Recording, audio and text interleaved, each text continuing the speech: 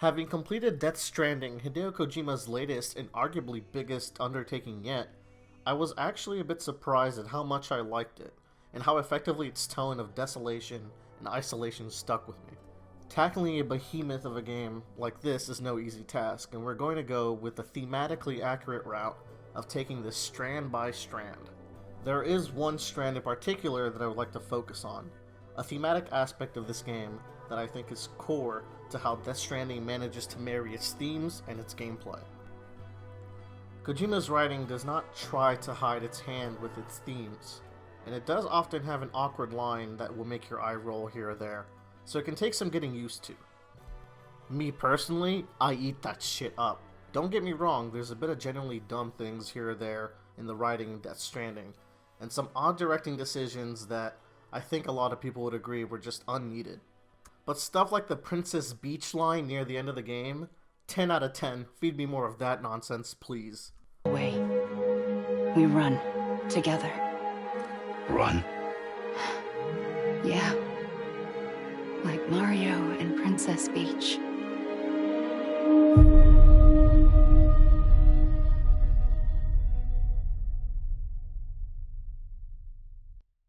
With that said, I don't really think there's any denying that Kojima puts a lot of thought into his themes, with how they're represented by not only the dialogue, but also gameplay mechanics, sometimes even utilizing the marketing of the game as part of the final experience. See Metal Gear Solid 2.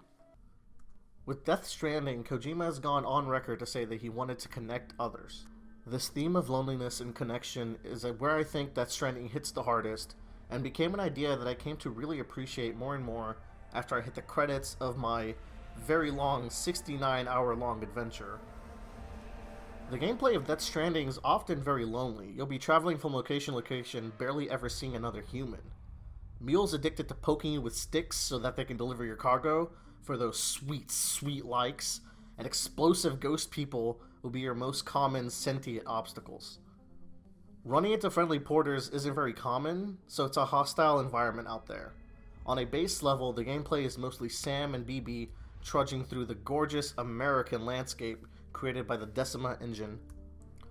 Unconventionally, that terrain actually ends up being your most common enemy. The terrain is serene and gorgeous. You begin to really appreciate the solitude of your journey. With that being said, something as mundane as terrain being the biggest threat you'll run into actually makes you go through ebbs and flows of lonely bliss and lonely frustration. The protagonist of our story, the one who actually is forced to experience these facets of solitude, is one of the main components to this game's tone that I love so much. Sam Porter Bridges is a character that feels designed to bring home that tone of loneliness that is prevalent throughout the gameplay. Sam is estranged from his family, working a destitute job of delivering packages in this post-apocalypse. He's also regarded as a legend when it comes to delivery, truly the big boss of UPS. He had a stable life, and is connected to several of the most important people in the Death Stranding universe. Yet, from the way people refer to him from emails that date 2 to 3 years ago, we get this clear picture of a man who's gone off the grid, doing what he's good at but not staying in any one place at any given time, a man devoid of connections. Very early in the game, Sam is forced to go through a journey whose goal is fundamentally opposed to his own worldview, the journey to connect America. Sam doesn't really believe that bonds are worth reconnecting, as they won't last. Realistically, the strife of relationships can be hard for some of us to swallow, and I can relate to our main boy's outlash here. I know it sounds dramatic, but when you really think about the sheer scale of the task at hand, you can understand where he's really coming from. You think it's a pain in the ass to connect the country through the gameplay with all the rough terrain and all the psychos just trying to jack your shit? Well, imagine that frustration in a proper in-story context where Sam is somehow actually traveling the entire length of America, not just the map that we play through. So not only does he oppose this task, but it's an exhausting one to be sure. Yet he sets off anyways in order to preserve the single bond he has always kept close to his chest, a bond we'll definitely have to discuss later. A key component that I think really ties Sam's character together is his fear of touch. It's a fear that I wouldn't even try to pronounce, but one that really gives this character and his interactions with others some really fantastic texture. Here you have this legendary delivery man and biker played by Norman Reedus, who, admittedly, is a man who's by no means a hulking beast, but he's someone who looks like he has a lot of gruffness and toughness in his interior. And yet, in any cutscene we see Sam, he's absolutely cowering and deflating himself whenever anyone gets close to him. It could be anyone from the main antagonist, it could be a woman who is seconds away from dying of cancer, it could be a hologram of Guillermo del Toro, especially a hologram of Guillermo del Toro, or it could even be a woman who is literally called fragile. It gives Sam some interesting dynamics and conversations, and lets him be the mental and physical embodiment of isolation. Yet, in this journey he's going to be connecting others, carrying the hopes of America on his back, the hopes that he doesn't really care about. When I say carrying them on his back, I really mean that explicitly. You're quite literally carrying the tools that will be the hopes for the future, and at one point of the game, literally carrying the corpse of America. Leveraging everything I've mentioned so far, the most interesting thing about Sam and his personality is how it changes when he's alone. The way Sam talks to himself, the way there's a button dedicated to have him yell out into the void, or taunting enemies, it's just a really neat way to highlight the differences when he's in conversation and when he's at his element. This extends to when Sam is alone in his resting rooms. What could be very well explained as Kojima making a quirky Norman Reedus simulator can also be seen as the way Sam kills time when he's alone. He's goofy and he's proud of his little army men collection, and he just loves to down Monster energy drinks. It's a good way of establishing Sam as someone with a fun personality while being very reserved. Only the player and BB get to see Sam at his most fun, creating an intimate secret between the three of us that the other characters don't really get to partake in, outside of maybe listening in on logs or something. It makes him a character that's more and more likable the more and more time you spend with him, but it also feeds into his character's place in the narrative. With all that being said, as much as the desolate tone is reinforced by the gameplay and Sam, the game itself was created to foster connections. Many design and story decisions were made to service the idea of the Strand game, a game that's about connecting players and playing by connecting with other players, where the proverbial connections relates to both the in-game characters but also what you do with the players that you play with, albeit indirectly. The like system is something that the characters in the world use to rank each other's helpfulness. It's exactly what it sounds like. It's social media extruded upon the things that you do in the game world. If you do good in your delivery jobs, then other characters in the game will give you likes. And you also get likes for stuff that you place in the world, structures, ladders, tools.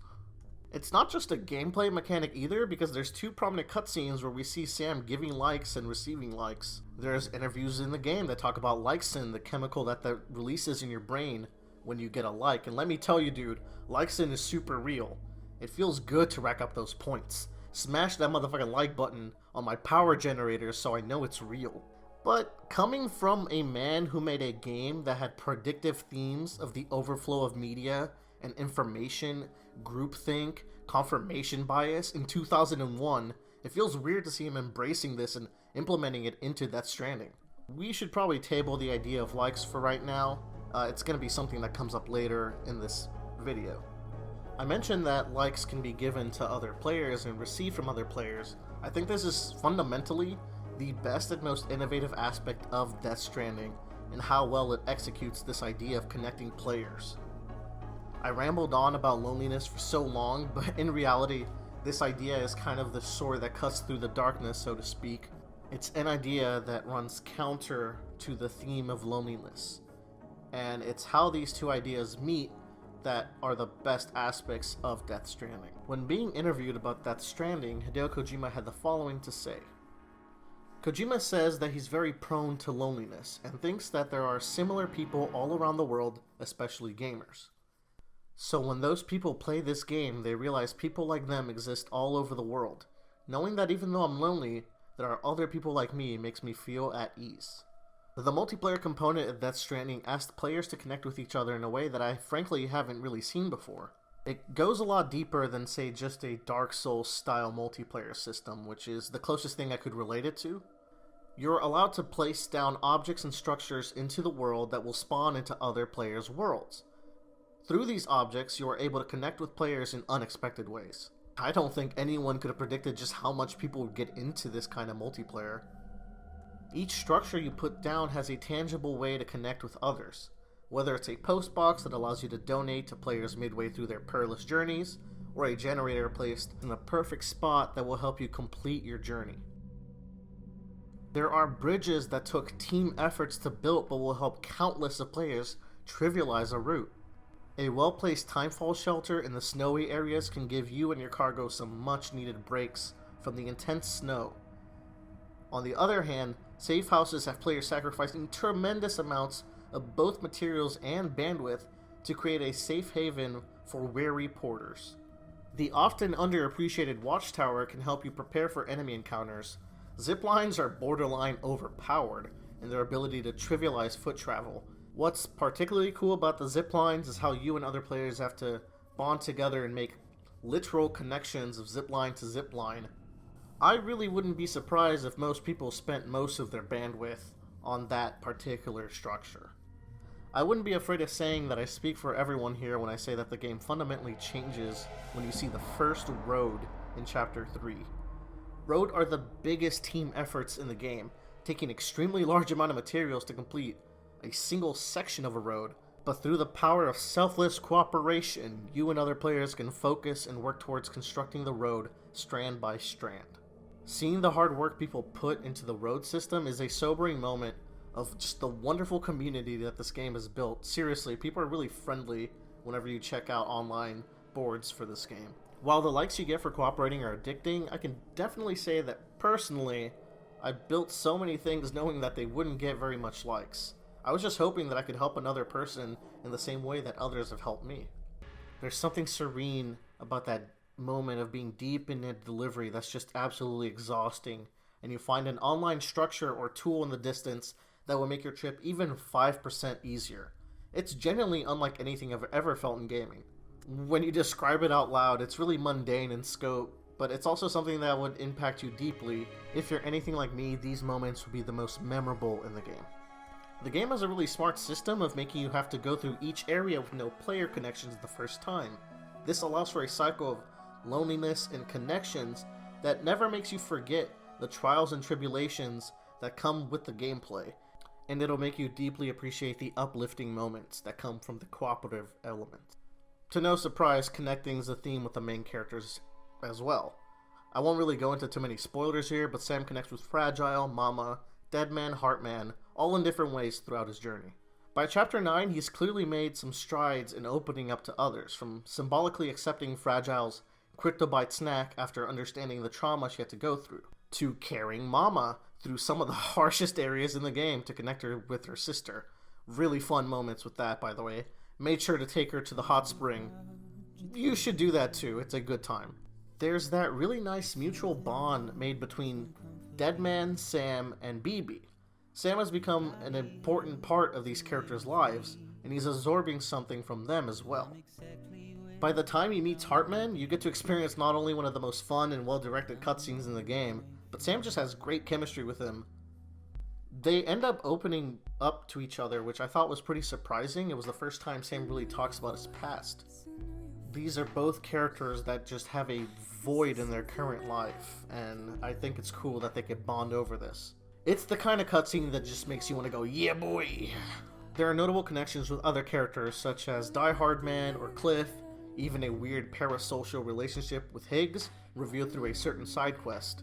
Die Hard and Cliff ended up being my favorite characters after Sam, and Sam has some stellar cutscenes with them. I won't really get into it here though. All I'll say is that the culmination of these plot lines are some of the best and most emotional parts of the game. There is an important character I haven't brought up yet, especially in those sessions about loneliness. See, at the end of the day, Sam's never really truly alone. There is a companion that he's always kept closest to his heart, literally. BB, named Lou by Sam around chapter 6 or so, is that special case. In a world where bridge babies are treated as tools to sense BTs, Sam very quickly challenges that notion by refusing to dispose of his BB. He implores Deadman to reconfigure it so he can join Sam in his journey. This is a big deal because Deadman really, out of all the people, is the one that brings up that BBs are tools most of all. By the end of the game, he's definitely turned around on this, a way that Sam has rubbed off on him. BB grows on Sam throughout the journey, through both gameplay and gradual story beats. Connecting to BB shows us what we presume are BB's past memories, and these story bits connect us to the game's biggest twists and reveals. Sam connects with Lou, forming a father-daughter relationship with what the world at large considers a tool with an expiration date.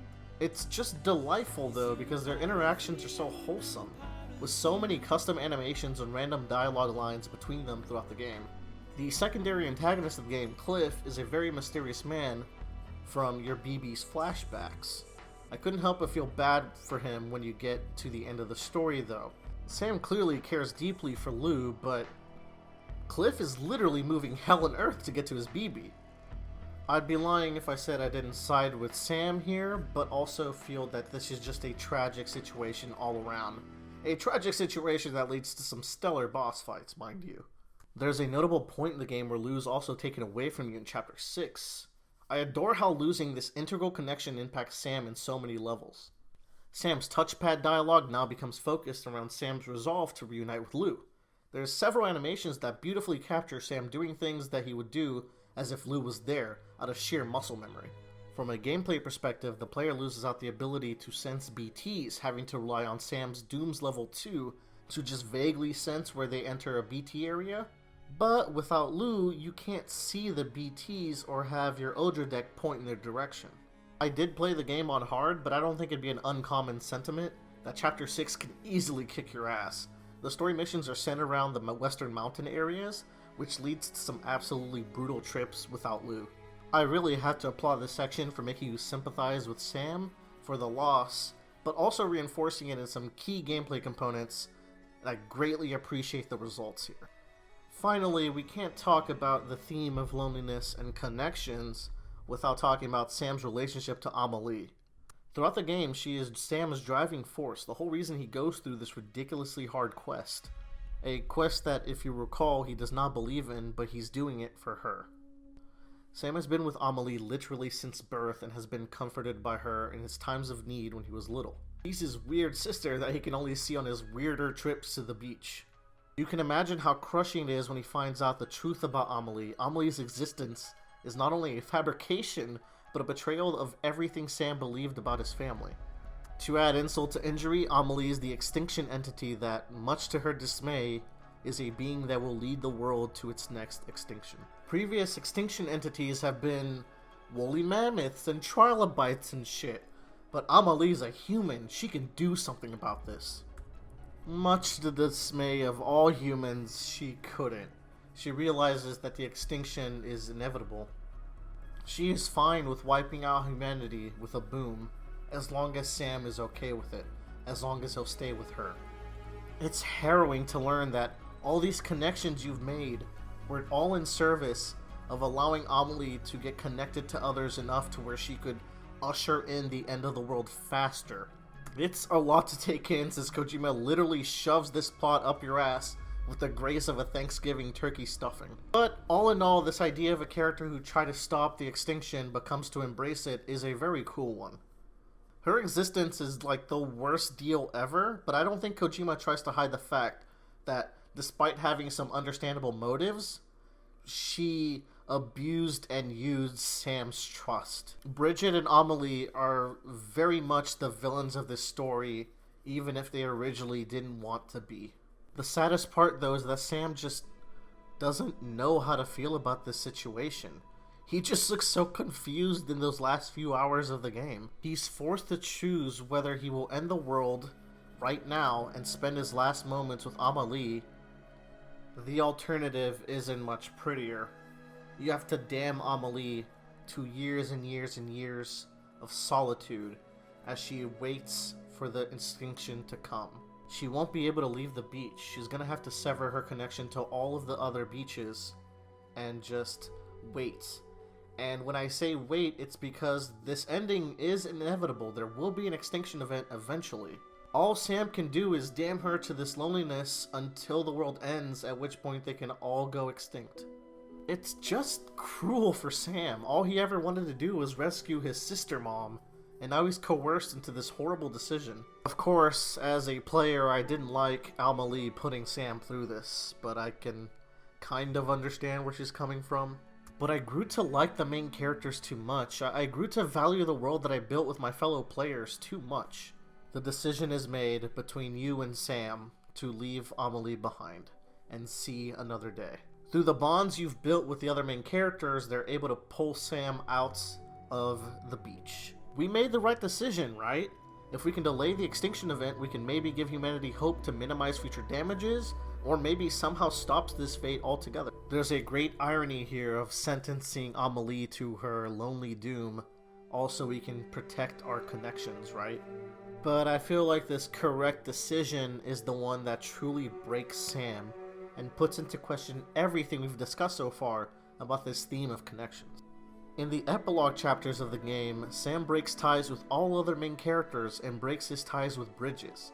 It's especially cold when he leaves Fragile, who clearly had feelings for him and wanted to deepen their bond. What the fuck just happened? Is this just bad writing? Was it all a lie? Did none of these connections matter to Sam? Did none of these connections matter to us, the player? Did Kojima lose the entire point of the game he made? The game that was made to connect lonely people? I have to admit, this is how I felt at first from these ending sequences. It was weird to rationalize, but after some reflection and factoring certain aspects of the ending, I think I'm left with something else completely. See, this concept of likes always seemed a little weird to me, especially coming from Hideo Kojima. It feels really good to receive insane gratification, but is that a deep connection? And all those mails you got from minor NPCs along the way, the ones that are blatant with emoji use, they all cheer Sam on, they all pretend like they have such a cool bond with Sam, but Sam never really reciprocates that in any way. It seems like at the end of the day, they're overinflating what these bonds truly were. Don't get me wrong, you connected a lot of NPCs together along the way, they loved you for it, but were those deep? The game seems to bring forth the idea that while you were able to connect people in varying degrees, that doesn't necessarily mean that they had a lasting impact on Sam. Kojima, who is no stranger to tweeting up a storm, seems to have clearly thought out about the social media aspects of his game, social media as a whole, and how human beings are using it. There seems to be an undercurrent in the game of accepting that social media likes can spur people to motion, but a cautionary warning that those might not necessarily be strong bonds. Additionally, there is an important story beat that stops this ending from being a depressing one, a story beat that I think highlights what I've been building up to here. The final mission of the game is to take a single piece of cargo to the incinerator, your dying BB, Lou. With the help of Deadman, you set off on a journey that won't be tracked by Bridges' cufflink system, a final heartbreaking delivery. And I truly mean heartbreaking here. The lighting of the suns at this especially gloomy almost sunset, your body is free of all of the cargo so you can just move unprohibited. At this point of the game, your character stats are so high that making this trip, the very first trip that you ever made whenever you took Bridget's corpse to the incinerator, is just trivial now. And yet, as trivial as it is, it's crushingly difficult in a much more profound way. Sam's dialogue during this session is like a knife stab to your heart, repeatedly. BB's theme, the most beautiful piece of music in the original soundtrack, is just blasting as you reflect upon your entire journey and how cruel Sam and Lou's fates were in the end.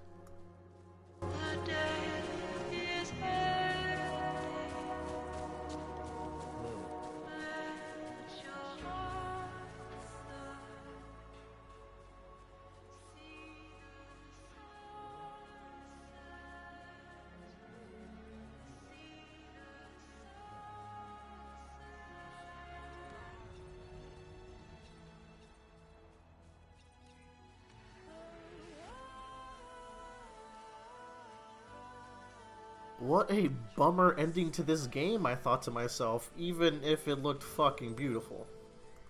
I'm clearly someone that gets very invested in media I consume, and yet I've only cried maybe twice as a result. This scene really pushed me.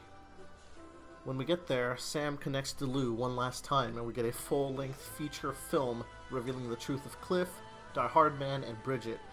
Beautifully acted, by the way, and gives the game a real emotional final heartstring pull. Sam decides to make a final risk, breaks Lou out of the glass case, and fortunately it works out for the better, as we see the final shots lose a life, and this tale of fatherhood is brought to a close. These final moments made me really appreciate this ending a lot more. Although Sam didn't fundamentally change in his ways, but you can't really expect him to have gone through so much of a change. I do appreciate stories that, realistically, a person can make a 5 to 10% deviation from their starting spot, and they were so set in their way that this small deviation is a big deal. I would say Sam's character arc is definitely an example of that. But Sam did learn to open himself up to others, and although he leaves them at the end of the story, which seems to stem from a fear of losing those connections and just the fear of getting hurt again, which admittedly is a pretty fair fear after you realize that his entire worldview has been shattered when he learned about Amelie. He did leave the story with one deep connection that will in turn hopefully one day allow him to fully open up to others. These selective connections is what I believe Kojima was trying to really pull off with the game's themes. Social media can bring us together, artificial communications can bring us together, but Kojima asks us to reevaluate which of these bonds are truly important to you. And perhaps these connections can open you up to connect with other peoples, one strand at a time. This hit me a lot more than I thought it would. Full disclosure, I'm a pretty lonely person by nature. I've never had trouble making friends or anything, but when it comes to the long term, I've learned that I need to be happy alone, most importantly because I could never fully put my happiness in other people's hands. I promise you it's not as melancholy as it sounds. I actually quite enjoy that about myself, and I enjoy a good solitude. It'd be surprising to hear that about me if you knew me at a surface level, because I can seem pretty outgoing. I feel like Kojima, when he said that he wanted to make a game that tackles the loneliness of video gaming and make something special with it, he actually did succeed. The game embraces both the joys of being lonely and the hardships. It explores the joys of connecting to others, but also asks you to consider the negatives of those connections as well. When you ask yourself what you really think about these topics, I feel like a lot of people will have different opinions on these dichotomies I just brought up. I can only speak for myself here, but the most beautiful part of Death Stranding is how it lured me in with his idea of likes and getting gratification from others, but at the end of the day, I found myself going out of my way to encourage and help others, knowing most players might not even truly appreciate it. When me, Sam, and Lou were alone in the harshest areas of the game with no stamina, splitting boots, and far too much cargo than I could handle, the feelings I got when I found a structure at the distance that seemed miraculously placed to save my life, with an added bonus if they had one of the soundtrack's gorgeous songs playing from a distance. That connection felt so significant. It's a strange parasocial connection with a stranger who did an act of kindness to help me along the way. It was a feeling of gratitude that I haven't ever felt while playing a video game before. At the end of the day, I think these are the connections that I can truly take away from Death Stranding, as silly as it might sound on paper. Alongside that, this game did help me kind of look at connections and loneliness in an introspective way, seeing both the beauty and the struggles with both of those. I mean, if you need an example of video games as art, I think this is a pretty solid example. I know some people think it's kind of schlocky or boring. But for those that might relate to me here, all I can say is, don't be so serious and keep on keeping on.